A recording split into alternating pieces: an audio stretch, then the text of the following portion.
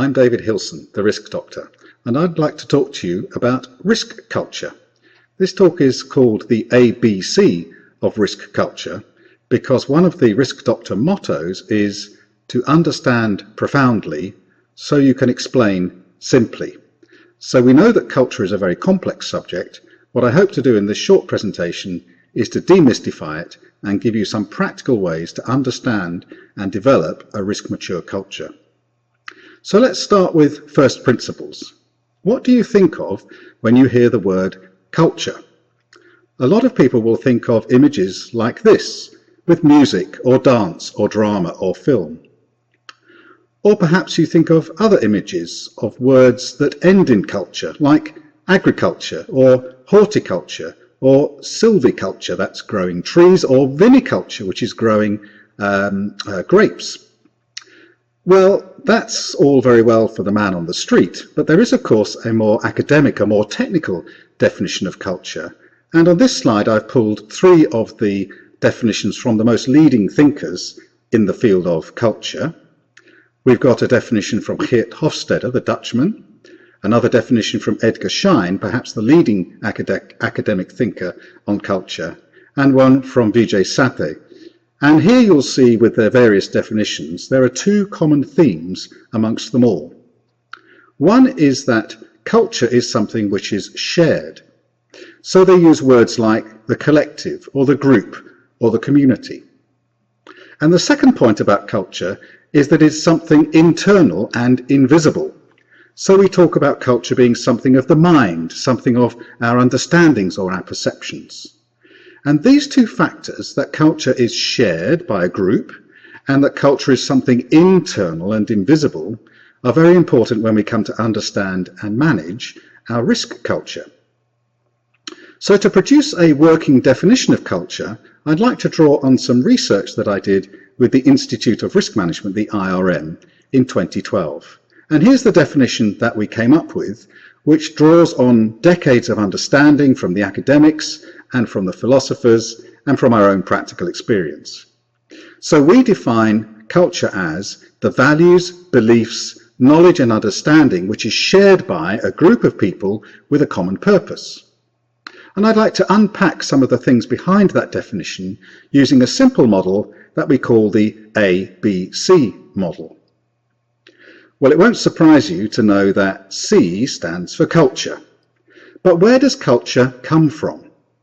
Culture comes from repeated behavior. If we do the same things over and over again, it will form the culture of the group. But where does behavior come from? Behavior comes from the way that we think, from our internal attitudes. So our attitudes shape our behavior, and repeated behavior forms culture, A, B, C.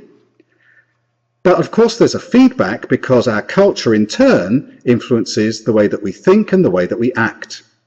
So then we have the full ABC model where attitude shapes behavior, behavior forms culture, and culture in turn influences both attitude and behavior.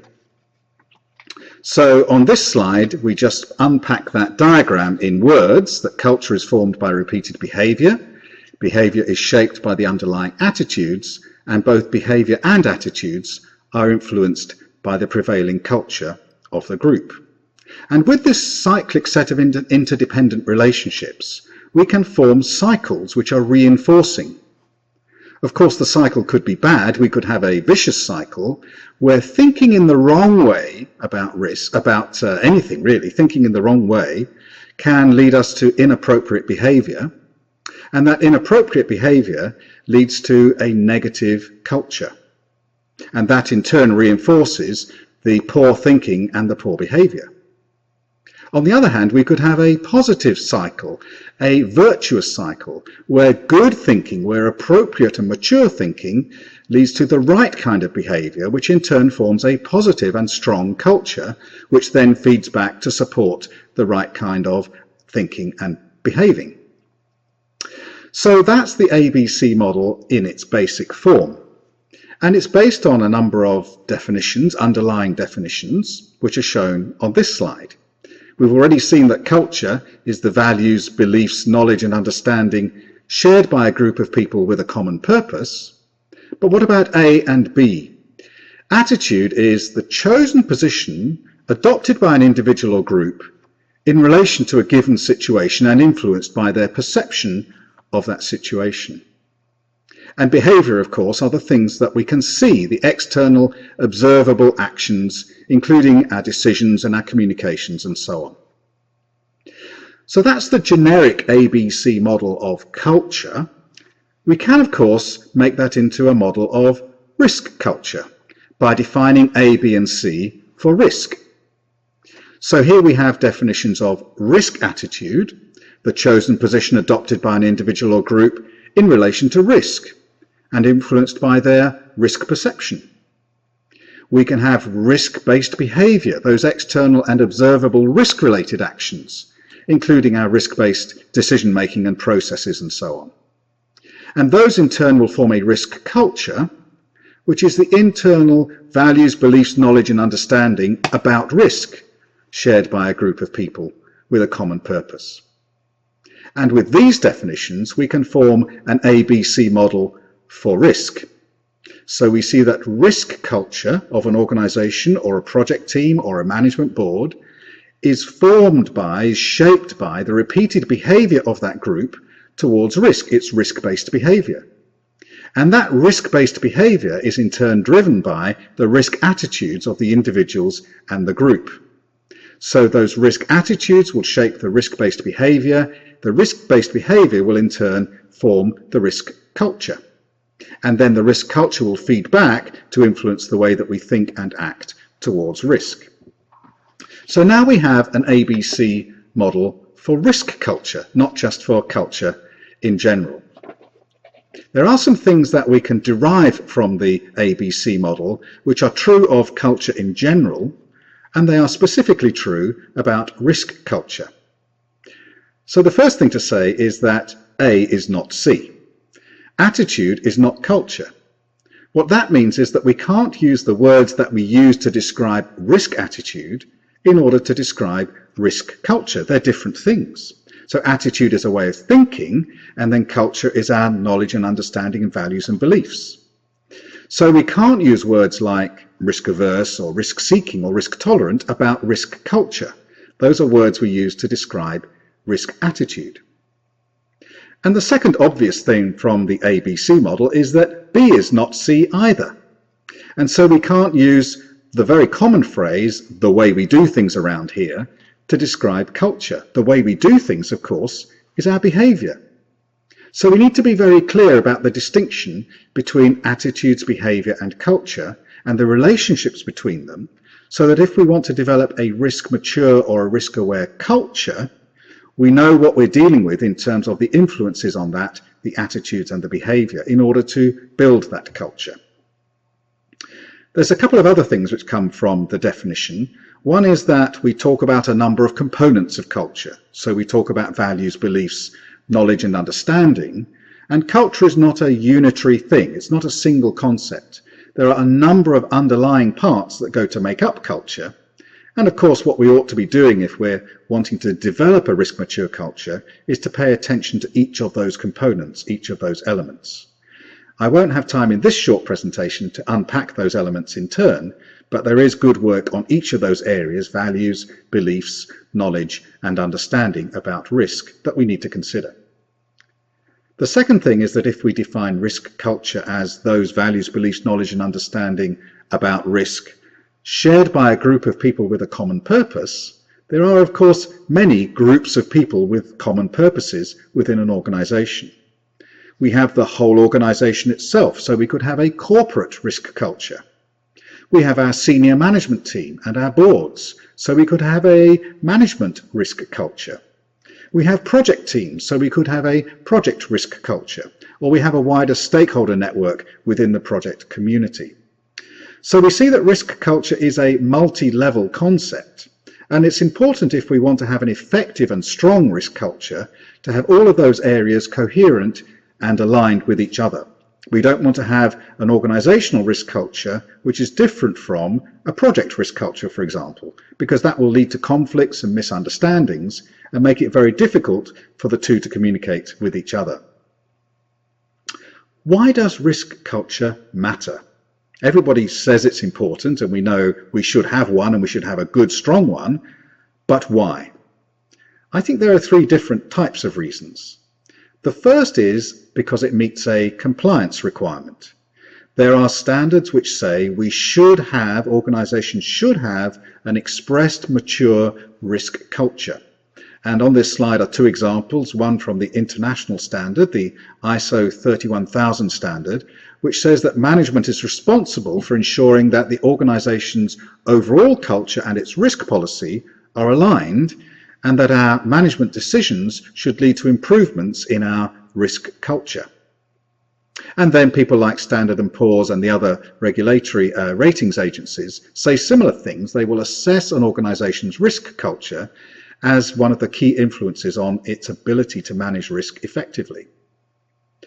So we have to have a strong risk culture, because otherwise we're not going to be compliant either with international best practice in the standards or with the requirements of the regulators and the ratings agencies. But there's a second reason why risk culture matters, which is, I think, more important than mere compliance. And that's because poor risk culture can cause failure, either business failure or project failure. Indeed, poor risk culture has caused failure, and we've got some very good examples of that in the recent past if we look at the global financial crisis following 2008. In the UK, Sir David Walker published a very influential report early on in the financial crisis in 2009, looking at the way that corporate governance influenced behaviour in the financial crisis. And he said that the principal emphasis in many areas is on behaviour and culture. Well, Sir David got two elements of the ABC model there, but he did, of course, miss the all-important area of risk attitude and the way that we think. But we'll come back to that in a moment. And then the Financial Reporting Council, looking at the global financial crisis a little later on, after it had been going for a little while, said that issues that companies are grappling with include understanding their exposure to risk and how that might change, and then embedding the right risk culture throughout the company. So we see from these quotes that people who have looked at these situations recently and analysed what happened when things went wrong have decided that risk culture, and culture more generally, was a key influence in poor management decision making and ultimately business failure. So we've got two reasons why risk culture is important. It's something we have to do for compliance reasons, and it's something that is good for our management decision making, and if we don't do it, we'll be in trouble. But I think there's a third reason, and for me this is the most important reason of all.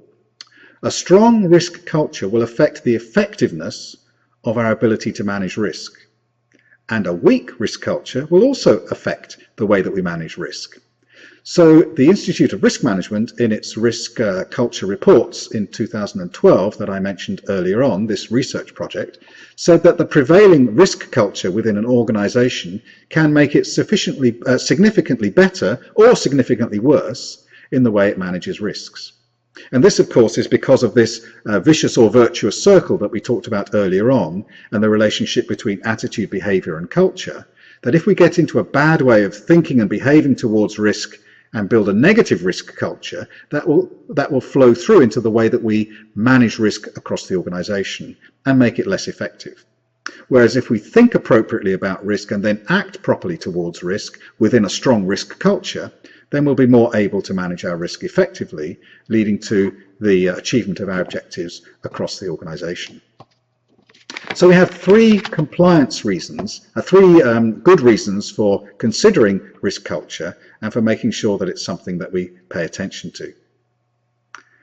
There are, of course, many examples of both good and bad risk culture in recent history, and I'm just going to show a few logos and company logos for you to look at, and maybe you might decide for yourself which of these expresses a strong culture towards risk and which expresses a less strong culture towards risk. Perhaps I shouldn't actually name names myself in a recording. I don't want to libel anybody or get myself into trouble. But some of these are very good examples of taking appropriate risks within a strong risk culture, and some are not such good examples. So I think we need to think about how we develop a good risk culture. Clearly it's important for compliance reasons, for the reasons of preventing failure, and for the reasons of supporting effective management of risk. But how do we go about actually developing a good risk culture?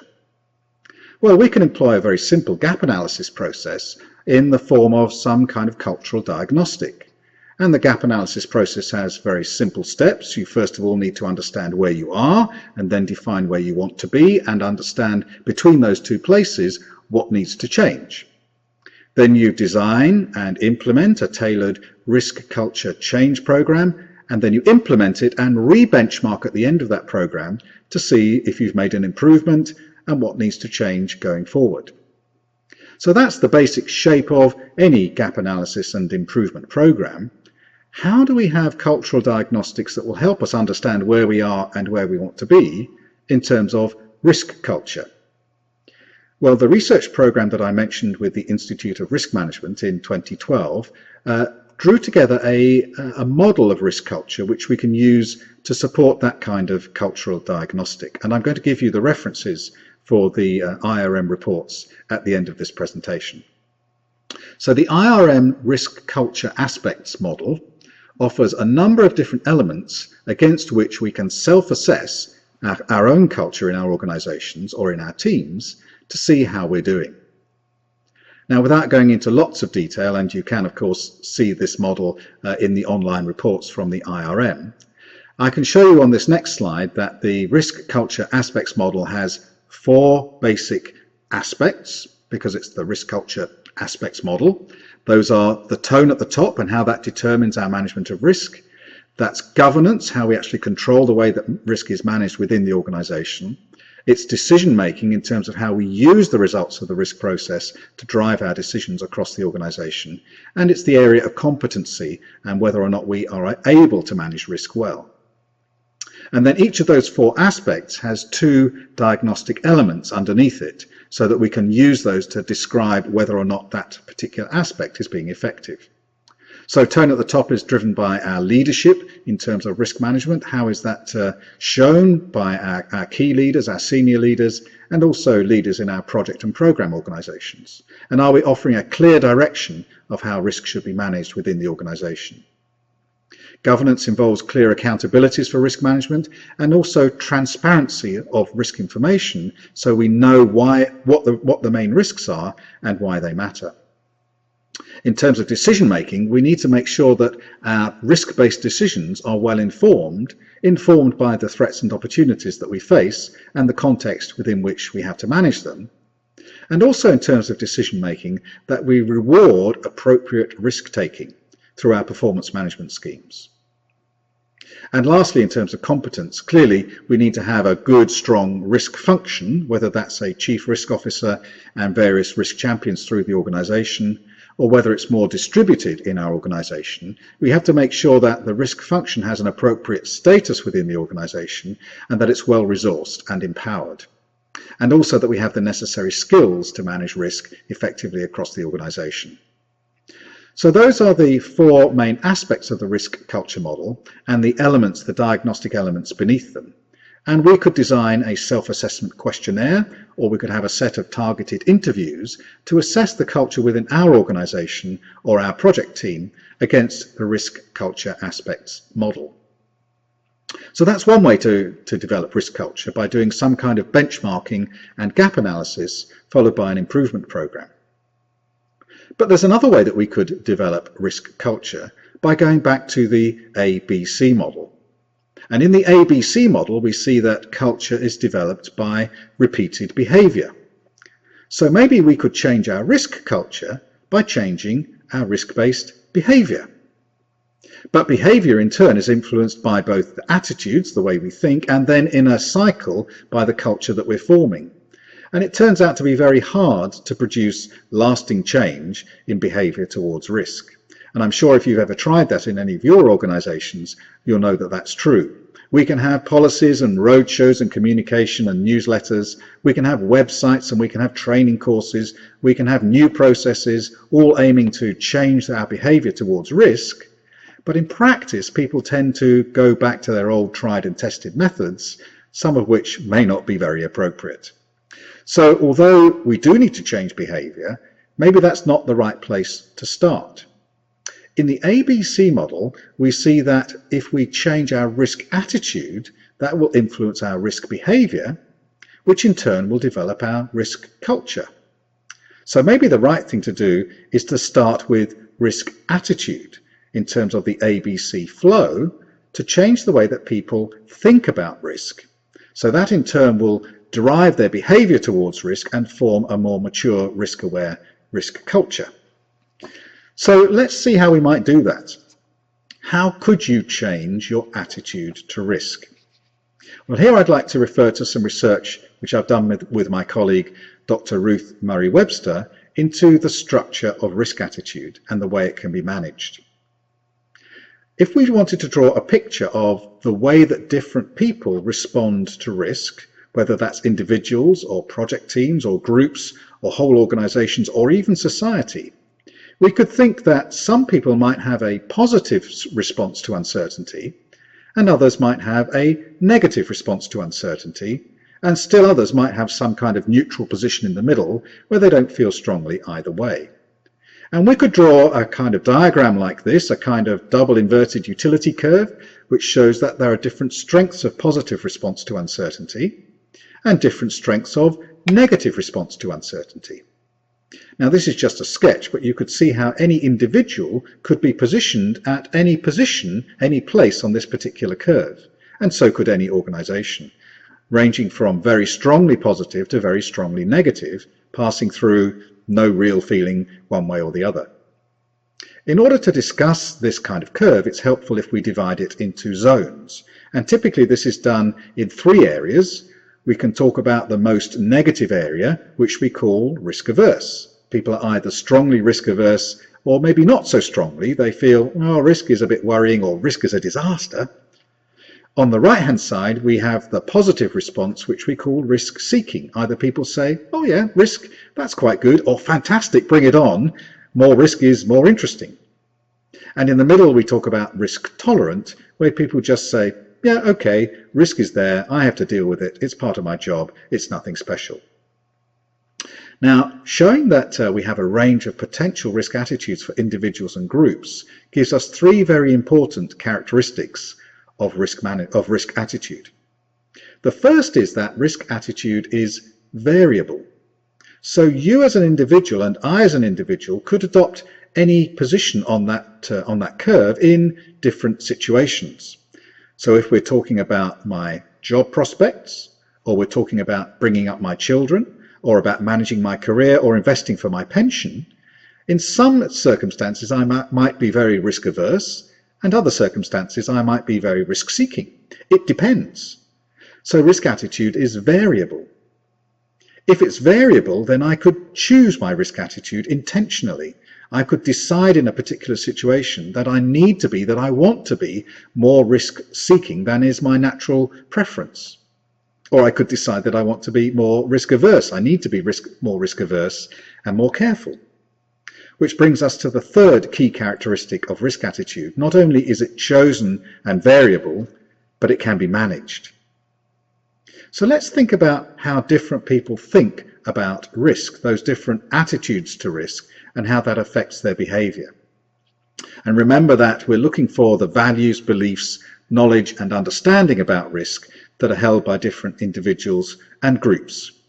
And on this slide we've got some alternatives. You might have a look through and see where you sit. Some of them are more negative and some are more positive. For example, do you think that risk is avoidable, that we can manage it and we ought to try and minimize it? Or do you think that risk is just natural, it's part of everyday life, it's part of business, it's part of innovation, and we just have to accept it? Do you think that risk is a bad thing and it should be avoided and minimized as far as possible? Or do you welcome risk because it offers the opportunity for innovation and creativity and doing something that's not been done before?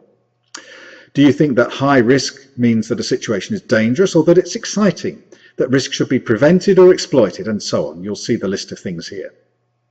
And we might position ourselves in different places on that spectrum between bad and good, frightening or exciting, and so on. The question is, if attitude shapes behavior and behavior forms culture, and we want to try and manage our attitude, how can we change the way that we think about risk? Let me offer you one more model, not ABC this time, but this time 6 A's.